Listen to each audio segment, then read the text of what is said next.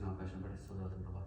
వాక్యం చెప్పాలని ఆశపడుతున్నాగా సహాయం చేద్దాం ప్రభావ. మీరే మాట్లాడమని అలాగే విన్న వారి హృదయాల వాక్యం నిలిచి ప్రభావ ఫలిత చేయమని మా ప్రభావం నేర్పిస్తున్నాము అడిబెట్టి ఈరోజు పెద్ద మెసేజ్లో నుంచి చిన్న మెసేజ్, పెద్ద ప్యాసేజ్లో నుంచి చిన్న మెసేజ్ అన్నమాట. సో చాలా పెద్ద అంటే 10 words ఉంటుంది మా ప్యాసేజ్లో నుంచి చిన్న మెసేజ్. సో యేసుక్రీస్తు వారి జీవితంలో చివరి వారంలో జరిగిన ఒక సంఘటన గురించి మనం తెలుసుకోబోతున్నాం. ఆయన జీవితంలో చివరి వారంలో జరిగిన ఒక సంఘటన గురించి ముఖ్యంగా. సో చివరి వారంలో యెరూషలేము చుట్టూ దాని ప్రాంతాల చుట్టూ వేసుకొని వారు తిరుగుతూ ఒక గ్రామానికి చేరుకుంటారు అన్నమాట. ఆ గ్రామంలో జరిగిన ఒక చిన్న సంఘటన, ఆ ప్యాసేజ్ ద్వారా మనం ఏం నేర్చుకోవచ్చు. చాలామంది ఈ ప్యాసేజ్ వినింటారు చాలాసార్లు కూడా, కానీ ఆ ప్యాసేజ్ ద్వారా మనం ఏం నేర్చుకోవచ్చు అనేది మనము ఈరోజు చూస్తున్నాం. సో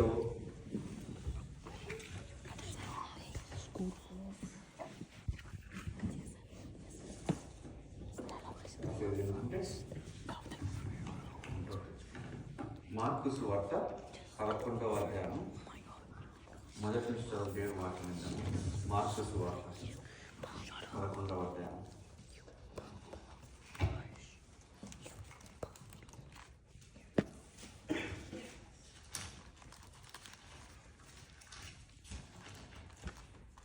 నేను చదువుతాను. వారు యెరూషలేమునకు సమీపించి ఒలీవల కొండ దగ్గర ఉన్న బెత్ఫగే, బేతనియా అను గ్రామములకు వచ్చినప్పుడు ఆయన తన శిష్యులలో 2 చూచి, మీ ఎదురున్న గ్రామమునకు వెళ్ళుడి, అందులో ఏ మనుషుడును ఎప్పుడునూ కూర్చుండలేదు, దానిని విప్పి తోలుకొని రండి. ఎవడైనాను మీరెందుకు ఇలాగూ చేస్తున్నారని మిమ్ము అడిగిన ఎడల అది ప్రభువునకు కావలసినదని చెప్పుడి. తక్షణమే అతడు దాన్ని ఇక్కడికి తోలి పంపునని చెప్పి వారిని పంపాను. వారు వెళ్ళగా వీధిలో ఇంటి బయట అలవాకిట కట్టబడిన గాడిద పిల్ల ఒకటి వారికి కనబడెను. దాన్ని విప్పుచుండగా అక్కడ నిలుచున్న వారిలో కొందరు, మీరేం చేయుచున్నారు, గాడిద పిల్లను ఎందుకు విప్పుచున్నారని వారిని అడిగిరి. అందుకు శిష్యులు యేసు ఆజ్ఞాపించినట్టు వారితో చెప్పగా వారు పోనిచ్చిరి. వారు ఆ గాడిద పిల్లను యేసు వద్దకు తోలుకొని వచ్చి తమ బట్టలు దానిపై వేయగా ఆయన దాని మీద కూర్చుండెను. అనేకులు తమ బట్టలను దారి పొడుగునను పరిచిరి. కొందరు తాము పొలములలో నరికిన కొమ్మలను పరిచిరి.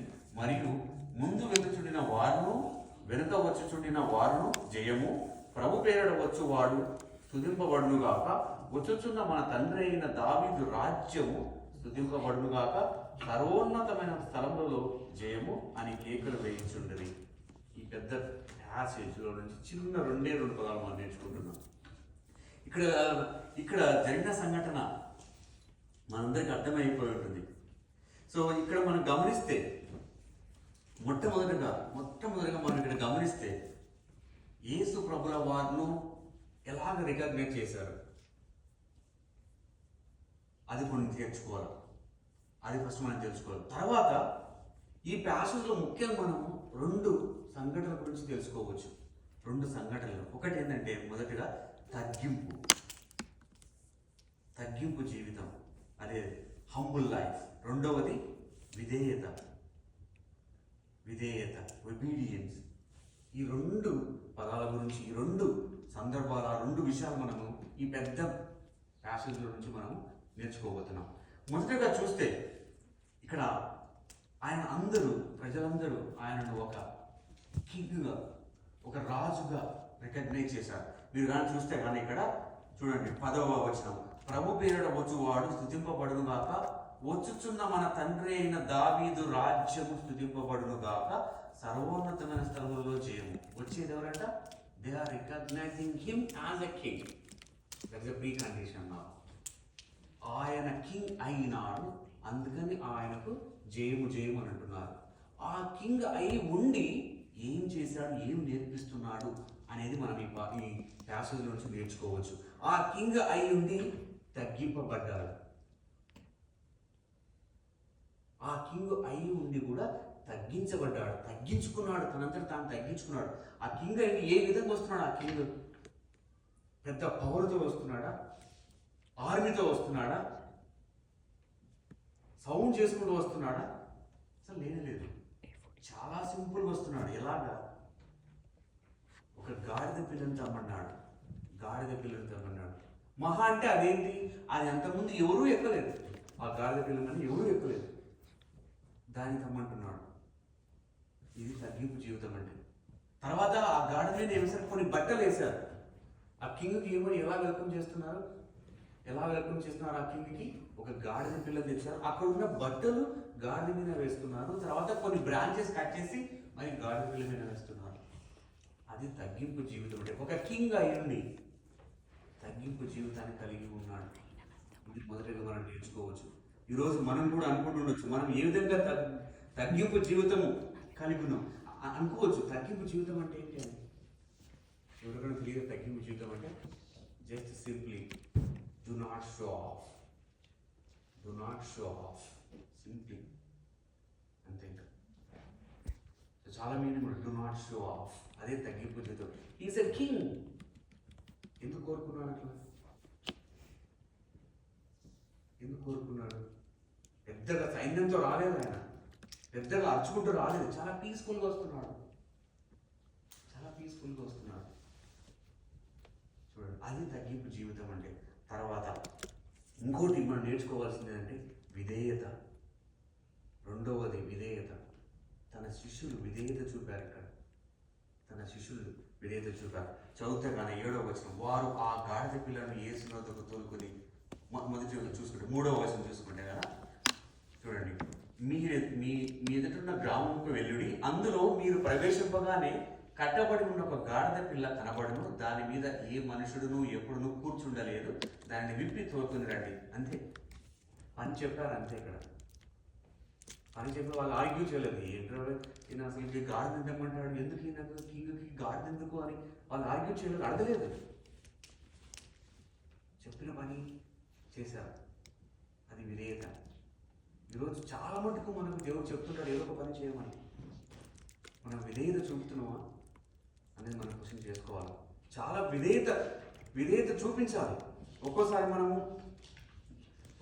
మనకు అర్థం కాకపోవచ్చు, ఫుల్గా అర్థం కాకపోవచ్చు. ఇక్కడ అసలు వాళ్ళకి ఏం అర్థమైంది, గాడిని తీసుకొని రాండి అని అంటే అర్థం కాకపోవచ్చు.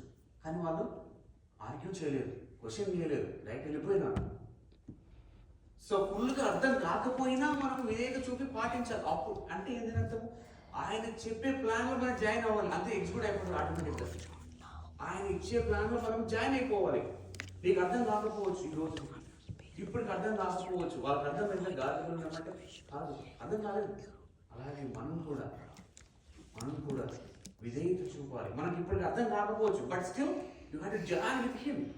Just join his plans, that's it. Automatic అన్నీ జరిగిపోతాయి. ఇక్కడ ఏమన్నా తెలిసిన, మీరు అక్కడికి వెళ్ళి ఎవరన్నా ఏమన్నా అడిగితే ఆయనకు కావాలని చెప్పండి, వాళ్ళు ఇచ్చేస్తారన్నారు. అంతే.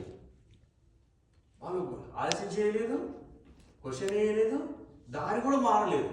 అక్కడికి వెళ్ళారు, వాళ్ళు అడిగారు ఎందుకు ఇప్పుతున్నారంటే వేసుకోకుండా వారికి కావాలా అన్నారు. అంతే, ఇచ్చేసినారు. ఒక్క క్వశ్చన్ లేదు అక్కడ. అట్లా ఉంటుంది. మనం ఆయన ప్లాన్స్లో జాయిన్ అవుతే ఆటోమేటిక్ అన్నీ జరిగిపోతుంది. ఆయన ప్లాన్లో జాయిన్ అవ్వాలి. అర్థం కాకపోయినా జాయిన్ అవ్వాలి.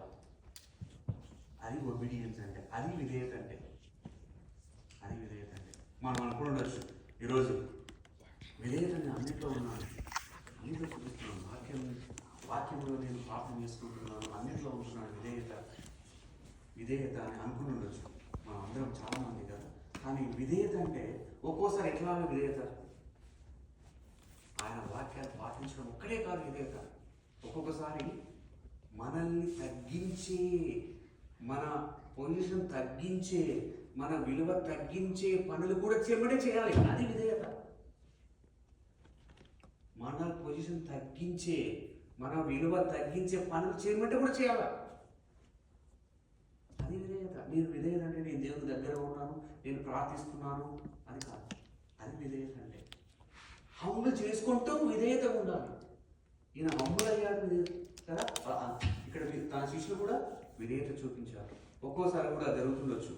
ఏది ఆయన విధేయత అంటే ఒక్కోసారి ఏమి లేని వాడికి, ఏమి ధైర్యం లేని వాడికి, ఏమి ఆస్తుపాస్తు లేని వాడికి పెద్ద కష్టం రావచ్చు, పెద్ద పని చేయమనొచ్చు, అయినా చేయాలి దేవుడు చెప్తే. అది విధేయత. ఎంత పెద్ద పొజిషన్ ఉన్నా, ఎంత పని ఉన్నా దేవుడు తగ్గింపు పని చెప్తే అది చేయాల్సిందే. వెళ్ళి ఆ పని చెయ్యి. నువ్వు తగ్గింపబడినావు అయినా పర్వాలేదు. That is called do not show off. మనకు ఉన్న బరువు అయినా, ఉన్న విలువ అయినా షో ఆఫ్ చేయకూడదు. ఈ కింగ్ ఇలా ఉన్నప్పుడు ఆయన మన కోసం ప్రాణాలు పెట్టాడు. వారం తర్వాత ఆయన పట్టబడ్డాడు. ఆయన సిలువ వేశారు, చంపారు. నీ కోసం నా కోసం ఆయన మరణించాడు. అలా ఉన్న ఆయన తగ్గింపు జీవితాన్ని కలిగి ఉన్నాడు. ఈరోజు మనం నేర్చుకోవాల్సింది, తెలుసుకోవాలి ఇది అనమాట. మన కోసం మరణించిన యేసు ప్రభుల వారు ఈ విధంగా తగ్గింపు జీవితాన్ని కలిగి ఉంటే మనం ఏ విధంగా ఉంటున్నాం? మనం ఎలా ఉంటాం? విధేయత కలిగి ఉంటున్నామా, ఒబీడియన్స్ కలిగి ఉంటున్నామా అనేది ఈ రెండు మనం నేర్చుకొని, ఆయన మన కోసము ప్రాణాలు పెట్టాడు, రక్తం చిందించాడు, అది గుర్తు చేసుకుంటూ ఈ శ్రమ దినాల్లో మనం గుర్తు చేసుకుంటూ ఇంకా దేవుని దగ్గరగా జీవించాలి. ముఖ్యంగా ఇదే చెప్పేది దేవుడు కూడా, విధేయత కలిగి ఉండాలి. తర్వాత విధేయత కలిగి ఉండాలి, తర్వాత ఒబీడియన్స్ కలిగి ఉండాలి అనేది. సో ఒక చిన్న ప్రార్థన చేసుకుందాం మనం. దేవుడికి వాక్యం దీవించుకున్నాక స్తోత్రం.